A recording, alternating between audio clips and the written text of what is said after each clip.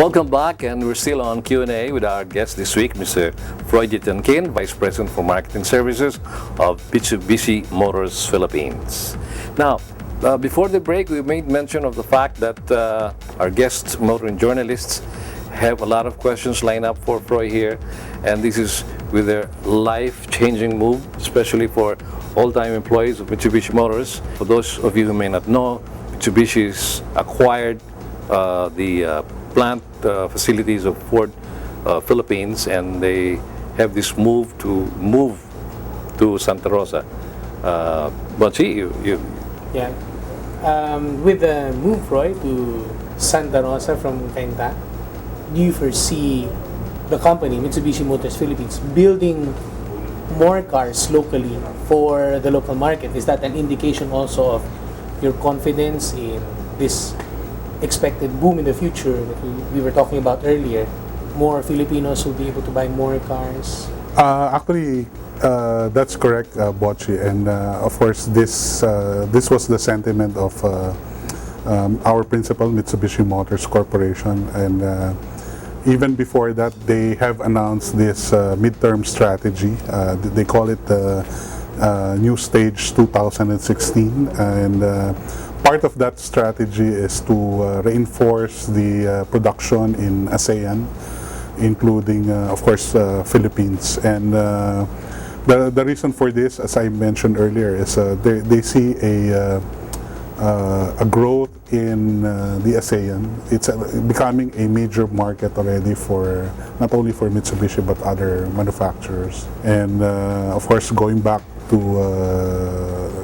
your question on MMPC, yes, this will be part of the overall strategy, wherein we will be providing or increasing our CKD models to be able to cope up with the demand explosion for the next 3 to 5 years. Our study, or even I would say IBM study, there was a market research, and they're seeing that by 2020, market can grow or expand up to 400,000 to 500,000 A year.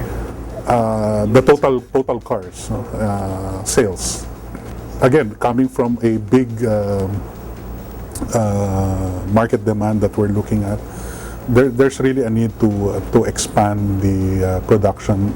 We will not solely rely on completely built up units to be imported and sell to this market, but we also would like to assist in providing jobs to our fellow Filipinos, and of course that will be something to look forward to when we expand the plant. You know?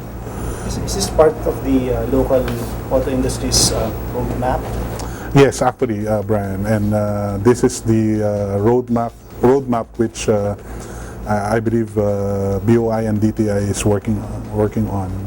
You mentioned about creation of new jobs, but your move from Cainta to Laguna would also create some vacuum. You know, I don't think 100% of your staff can afford to move, especially if you're planning to do it. I understand beginning of the year there'll be a lot of displacement and all that. How are you dealing with this?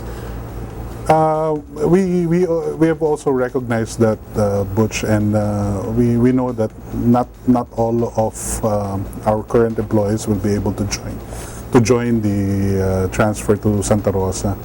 And again, at this point, we also would like to think that this is also an opportunity to attract more employment, especially for people who is living in Santa Rosa area. And again, the plan is really to expand the current production output. Currently, the capacity of Cainta plant is around 30,000, if I'm not mistaken, and with the 30 annually. And with the Ford manufacturing plant, which is bigger than the current facility, it can produce 50,000. a year. So you're saying that you'll be maintaining 2 plants? No, actually the Cainta plant will be disposed and everything will be transferred to Santa Rosa. Are there any facilities of Ford that were left, or is this you're transferring lock, stock, and barrel? Yes, the current models that we're producing, Adventure L300, we're going to transfer the line totally to the Ford plant. But I believe the Ford facilities, they've maintained some paint line, no? Paint assembly line, which we're going to also improve on and further reinforce. If I may digress a little bit, there's a big industry event coming up. This is the Campi Motor Show. Would you have any inputs for our car enthusiasts about what they can expect? Well, of course, for the total industry, this is, I guess, this Philippine International Motor comes only once every 2 years. So there's much excitement to be noticed for this motor show, considering that this will have a lot of support from all the manufacturers and distributors, and expect of course, some sort of a Tokyo Motor Show type of show, no? So, Where we will be bringing concept cars, the previous cars that we had. This is really an exciting event. Well, for Mitsubishi, we're bringing in our concept truck, HR truck, which is basically the basis for the next generation Strada. And that's also something to look forward to. And of course, from the past motor shows that we've done, we're bringing in the rally cars that have won the previous World Rally Championships, or even the Paris-Dakar Championships. This time we're bringing in the Pajero rally car.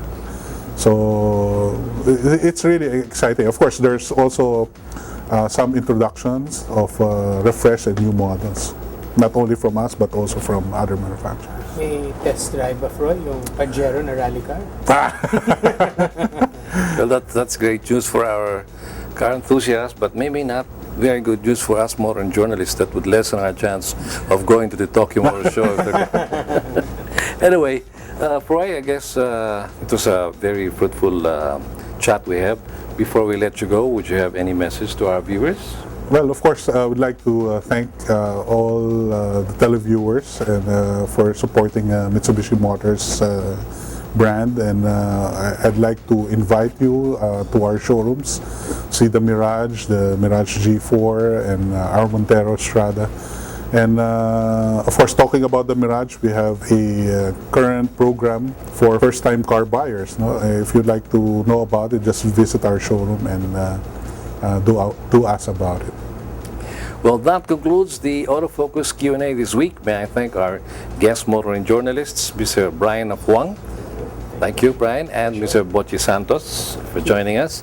And of course, our distinguished guest on Q&A this week, Mr. Froy Dytianquin of Mitsubishi Motors Philippines. Stay tuned for more about the automobile and its industry here on Autofocus, the Philippine Motor Show on television.